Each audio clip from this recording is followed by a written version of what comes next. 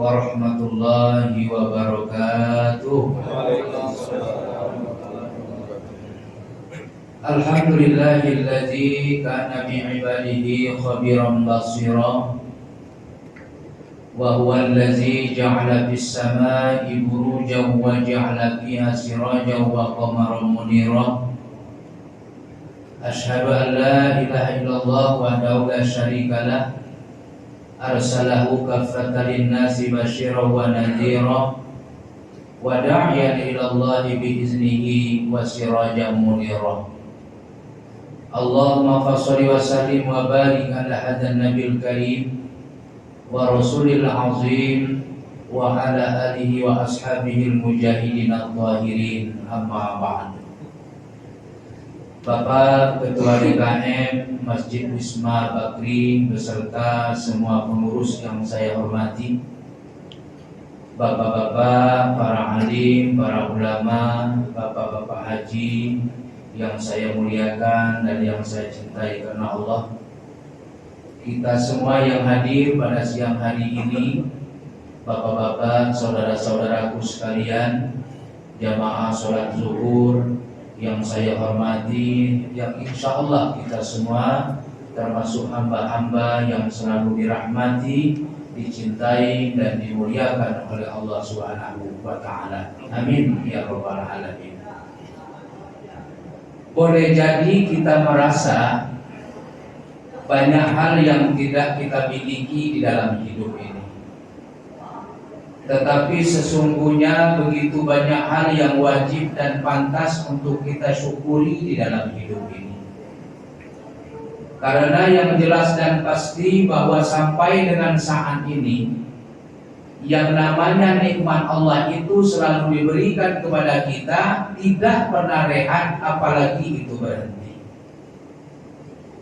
Makanya di dalam Al-Quran surah ke-51 Az-Zariyat ayat 22 Allah ingatkan, wa fi anfusikum afala tubsirun. Coba yang ada pada diri kamu itu perhatikan dulu.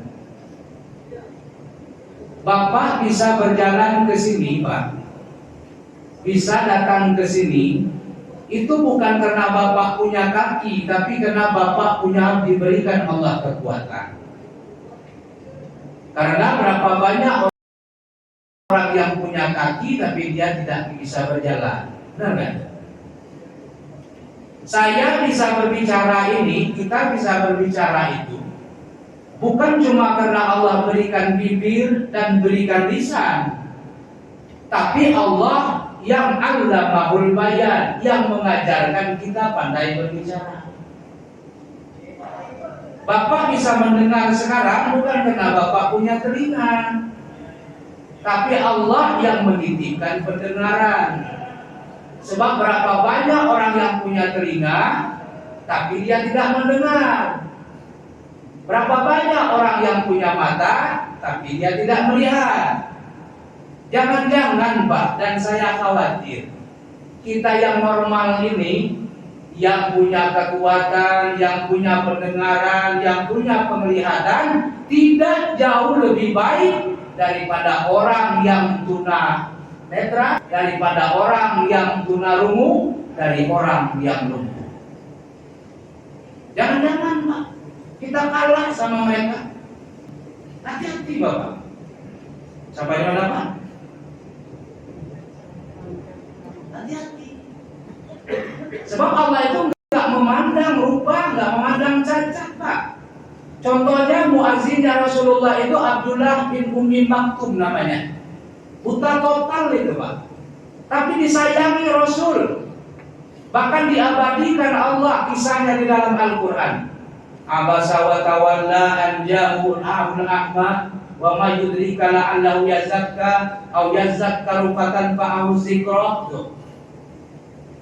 Nabi Muhammad bermuka masam dan berpaling karena telah datang seorang buta menghadap kepadanya.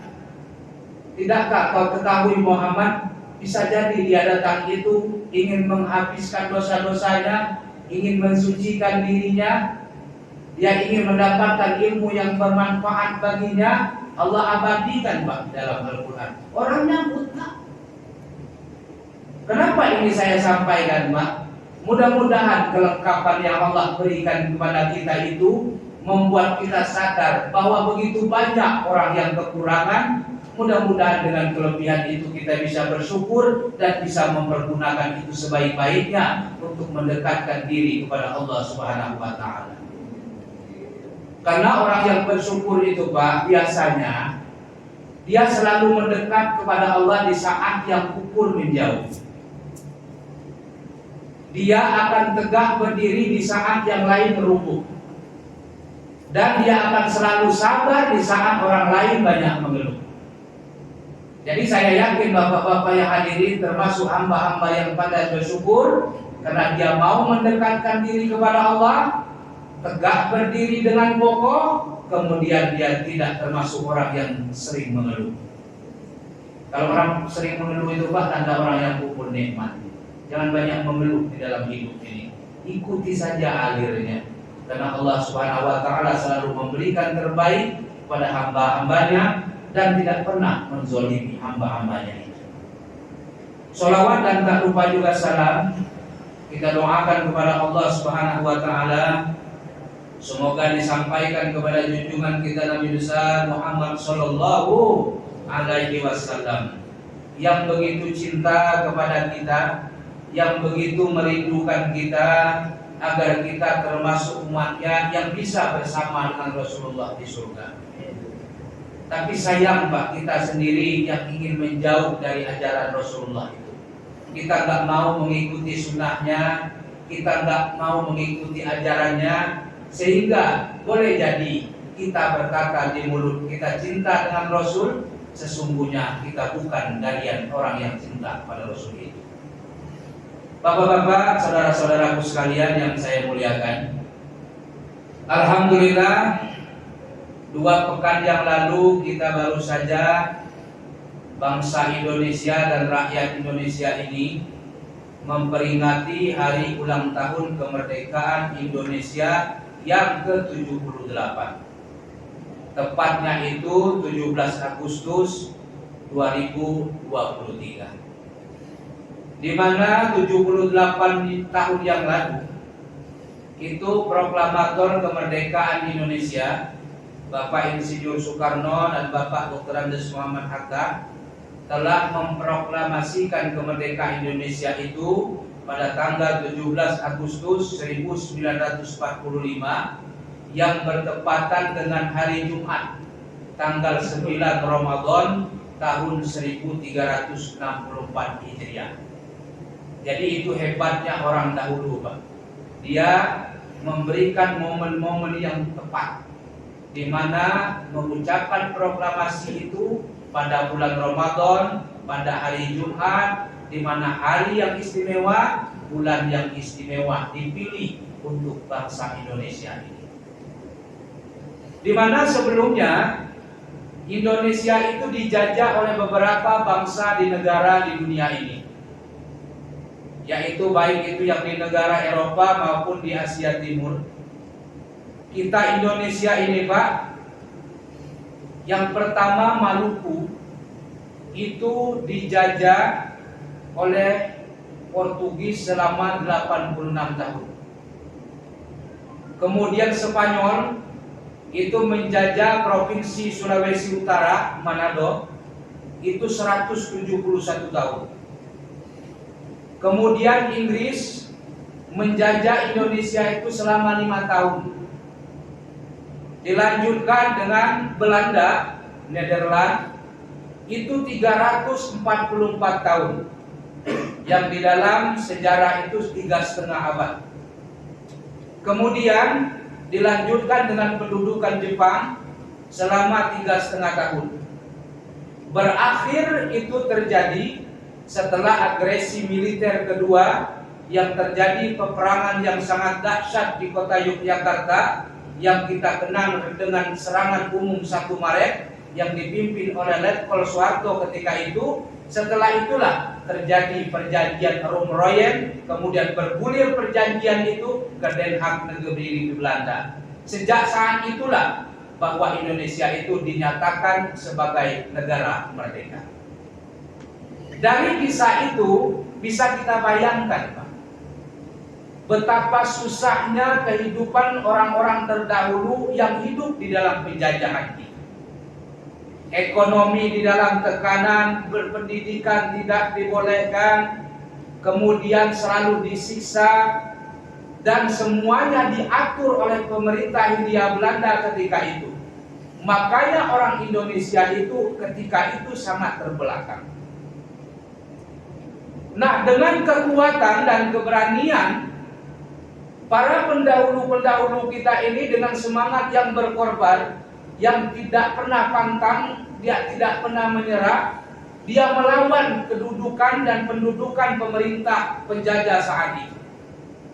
Sehingga meletuslah perperangan di mana-mana, kemudian melawan penjajah itu dengan semangat yang tinggi, dengan rela mengorbankan apa saja, baik itu harta, baik itu keluarga, baik itu jiwa maupun raga, untuk kemerdekaan. Tidak ada tujuan sedikit pun bagi mereka dan berpikir setelah merdeka itu saya dapat apa. Gak pernah mereka berpikir, Pak, apakah setelah saya merdeka nanti saya bisa jadi presiden? Apakah saya bisa jadi menteri? Bisa jadi gubernur, bisa jadi wali kota, jadi camat, jadi lurah? Gak pernah, Pak. Makanya dengan adanya keinginan yang ikhlas yang Allah berikan itu, maka kemerdekaan itu Allah berikan, dan mereka pun mengakui itu atas berkat rahmat Allah yang Maha Kuasa. Jadi ada campur tangan Allah di dalam kemerdekaan Indonesia itu, walaupun mereka itu melawan penjajah dengan gagah berani, dengan semangat yang tinggi. Secara logika, Pak, nggak masuk akal Indonesia itu menang. Senjata kita itu apa? Ketapel, bambu runcing, pedang, kendaraannya rakit, nyebrang sungai itu rakit. Yang dilawan itu apa? Mortir, bom, pesawat tempur, pesawat pengintai, belum lagi kapal-kapal laut yang canggih, brand, pistol.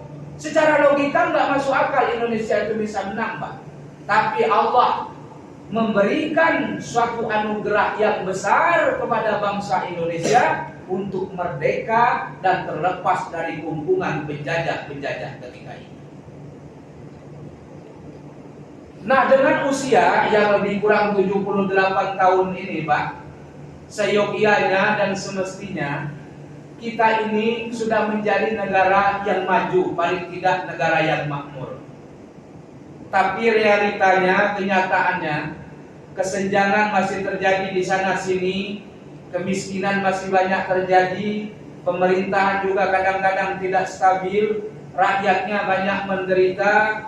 Oleh karena itu mungkin ada yang salah. Nah, inilah yang akan kita bahas pada kesempatan ini. Di mana salahnya Indonesia ini sudah 78 tahun tapi kita belum mendapatkan kesejahteraan. Rupanya Allah hanya memberikan nikmat kemerdekaan, tapi Allah belum memberikan nikmat kesejahteraan kepada Indonesia ini. Rupanya ada yang salah, Pak.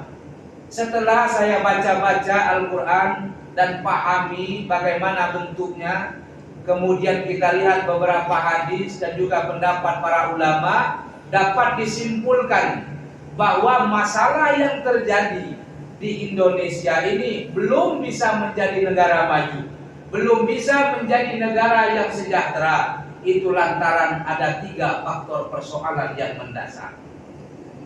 Yang pertama, kita ini belum bisa menjadi negara maju dan sejahtera, Pak, lantaran baik pemimpinnya maupun masyarakatnya belum termasuk orang yang pandai bersyukur. Ini bisa kita lihat apa Allah ceritakan tentang kisah Nabi Musa di surah ke-14 surah Ibrahim ayat 6 dan ayat 7. Apa kata Allah?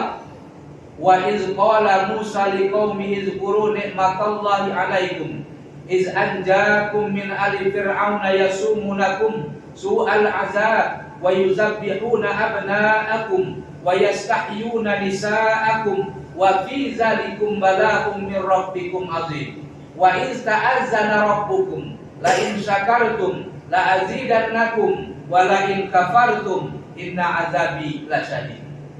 Dan ingatlah ketika Musa berkata kepada kaumnya, wahai kaumku, bersyukurlah kamu kepada Allah atas nikmat yang Allah berikan kepada kamu, di mana kamu sudah dibebaskan oleh belenggu Fir'aun dan pengikut-pengikutnya, sehingga kamu menjadi orang yang sangat sengsara. Fir'aun itu membunuh anak-anak laki-lakimu dan memberikan kesempatan hidup anak perempuanmu. Sesungguhnya hal yang demikian itu adalah cobaan yang sangat besar dari Allah Subhanahu wa taala. Apa selanjutnya ayat 7? Wa iz ta'azzana rabbukum la in syakartum la azidannakum wa la in kafartum inna azabi lasyadid. Allah telah memberikan maklumat dan ultimatum. Barang siapa bersyukur kepada Allah, maka Allah akan menambah nikmat itu. Tapi kalau kamu menjadi orang yang kufur nikmat, awas, nikmat yang diberikan itu bisa berubah menjadi azab. Sebenarnya Pak, kalau kita lihat Indonesia ini, dan kalau kita ingin menjadi orang yang bersyukur, luar biasa Pak Indonesia ini, luar biasa. Kita nggak kekurangan potensi, baik itu sumber daya alam maupun sumber daya manusia. Tapi sayang Pak, sayang disayang, kita tidak kekurangan dan tidak kekurangan potensi orang-orang yang pintar, tapi kita kekurangan potensi orang yang benar. Pak, kalau sumber daya alam jangan dibilang Pak, Indonesia ini semuanya ada. Mau minyak, minyak apa? Ada semua, baik di atas maupun di bawah ada. Di atas siapa itu? Minyak kemiri, minyak sawit, minyak kelapa. Di bawah apa? Minyak bumi, belum gasnya. Semuanya ada Pak. Padahal Arab Saudi itu devisannya itu Pak cuma 3 yang menjadi pokok dasar. 1 minyak, 2 gas, 3 devisa pemasukan orang menunaikan ibadah haji dan umroh. Cuma itu aja Pak yang besar. Nggak ada. Mesir itu Pak yang petaninya cuma sepinggiran Sungai Nil. Selebihnya itu cuma gas. Tapi dalam 1 tahun bisa ribuan beasiswa orang luar negeri bisa bersekolah di Mesir, dibiayai oleh pemerintah Mesir. Kita jangankan membiayai orang luar negeri Pak, membiayai orang kita sendiri. Indonesia ini banyak yang nggak sanggup. Apa yang mana Pak? Padahal apa kurangnya coba? Kenapa? Keberkahan itu Allah cabut Pak. Karena masyarakatnya, pemimpinnya nggak bersyukur. Apa kata Allah di dalam surah Al-A'raf ayat 10 itu? Walaqad makkannakum fil ardi wa ja'alna lakum fiha ma'ish qalilan ma tashkurun. Sungguh kamu itu sudah ditempatkan di bumi. Di bumi itu cukup sumber penghidupan untukmu. Qalilan ma tashkurun. Tapi sedikit sekali di antara kamu itu yang pandai bersyukur. Jadi menurut Allah Pak, kita ini termasuk orang yang sedikit bersyukur. Makanya Indonesia itu susah, banyak gara-garanya, banyak masalahnya, banyak ketimpangannya. Kenapa? Mulai dari pejabatnya sampai masyarakatnya belum termasuk hamba yang pandai bersyukur. Bagaimana bentuk orang yang bersyukur itu Pak? Nikmat yang Allah berikan itu digunakan untuk ibadah Pak, itu orang yang bersyukur itu. Badan sehat digunakan untuk ibadah, rezeki diberikan Allah digunakan untuk ibadah, jabatan yang diberikan Allah digunakan untuk ibadah, menolong agama Allah. Ini enggak. Makanya kita susah terus. Makanya dengan adanya kita kurang bersyukur, keberkahan yang bahan sumber daya alam yang banyak tadi dicabut Allah keberkahannya. Apa kata Allah di dalam surah Al-A'raf juga ayat 96? Walau anna ahlal qura amanu wattaqau la fatahna alaihim barakatin minas sama'i wal ardh walakin kazzabu fa akhadnahum bima kanu yaksibun. Kalau seandainya penduduk suatu negeri, suatu negara, suatu kampung, mereka beriman dan bertakwa kepada Allah, niscaya Allah akan berikan keberkahan, baik itu yang diturunkan dari langit maupun yang dikeluarkan dari bumi. Tapi kebanyakan mereka itu kazzabu, kata Allah, mendustakan nikmat yang Allah berikan itu. Maka mereka akan diazab dengan apa yang telah mereka kerjakan. Jadi makanya Pak, Indonesia itu tidak maju karena keberkahannya diambil Allah, karena kita bukan orang yang beriman bertakwa. Kemudian sumber daya alam dan sumber daya manusia itu menjadi percuma karena kita termasuk orang yang bukan bersyukur kepada Allah. Jadi oleh karena itu saya berharap kepada kita semuanya, marilah kita bersama-sama mulai dari diri kita, keluarga kita, lingkungan kita, menjadi orang yang pandai bersyukur di dalam hidup ini. Mudah-mudahan Allah berikan keberkahan dan menjadikan negara kita ini negara yang maju, tentram dan bahagia. Ini yang pertama. Yang kedua, yang menyebabkan Indonesia itu sulit menjadi negara maju dan tetap bertahan menjadi negara berkembang sampai dengan saat ini, Pak, karena kita tidak pernah mau bersatu. Terpecah terus, Pak. Padahal di dalam Al-Imran 103 itu apa kata Allah? Wa'tasimu bihablillahi jami'an wa la tafarraqu wazkuru ni'matallahi 'alaikum iz kuntum a'da'an fa'alafa baina qulubikum fa asbahtum bi ni'matihi ikhwana. Berpegang teguhlah kamu kepada tali Allah, agama Allah, jangan pernah bercerai-berai, dan ingatlah nikmatku kepadamu, di mana kamu dulunya bermusuh-musuhan, lalu Allah satukan hatimu, menjadilah kamu orang-orang yang bersaudara. Jangan seperti dahulu lagi, Pak, kita. Seperti kerajaan-kerajaan dulu, memang perang-perang terus, gotok-gotokan terus. Kayak misalnya Kerajaan Kutai Kartanegara itu di Kalimantan. Kemudian Majapahit misalnya di Jawa Timur, Surabaya. Kemudian Sriwijaya di Palembang, Sumsel. Pajajaran di Bandung, Jawa Barat. Mereka dulu, Pak, memang berperang terus. Karena mereka itu berbeda bahasa, berbeda warna kulit, berbeda budaya, itu menyebabkan mereka itu selisih.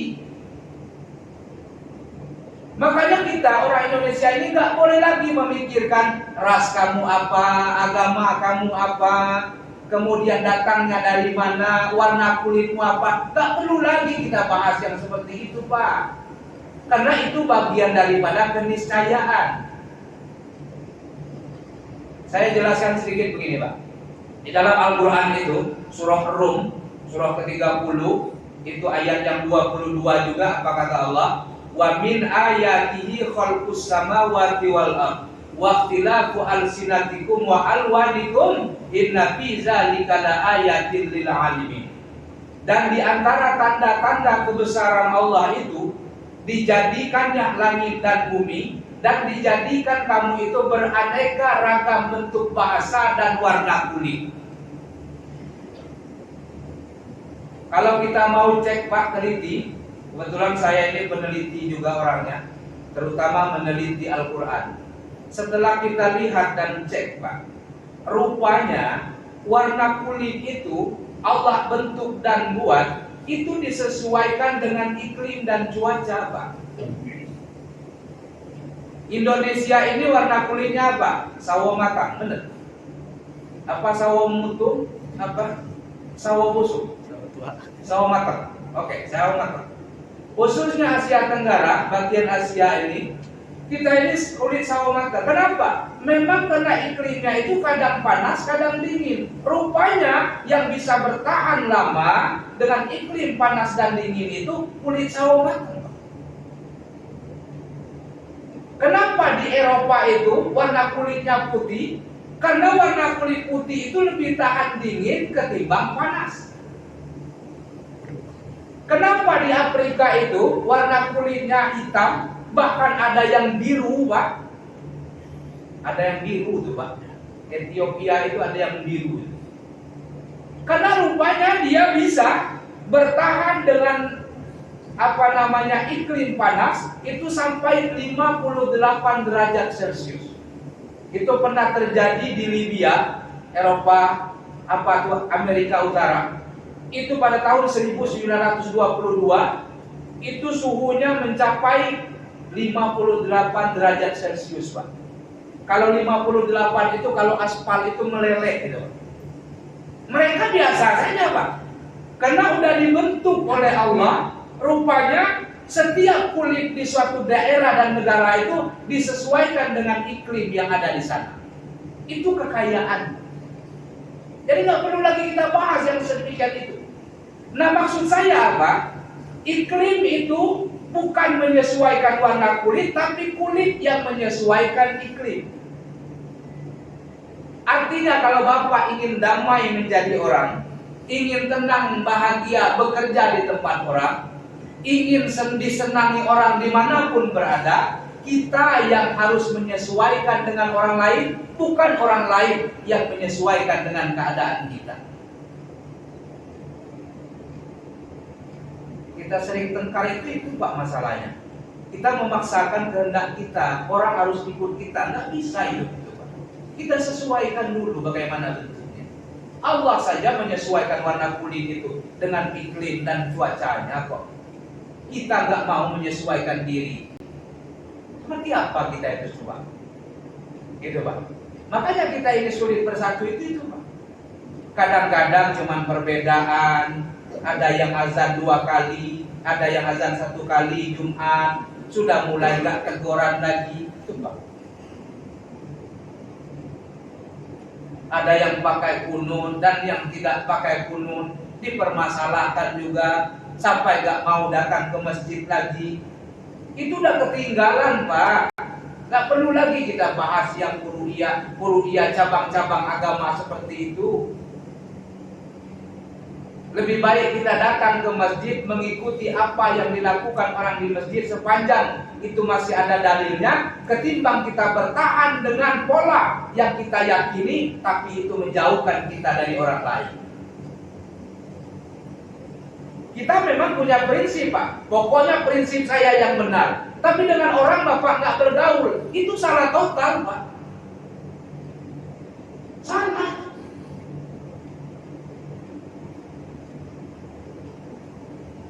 Kemarin Habib Umar bin Hafiz itu sholat di di Masjid Istiqlal, itu dia pakai kunut Pak.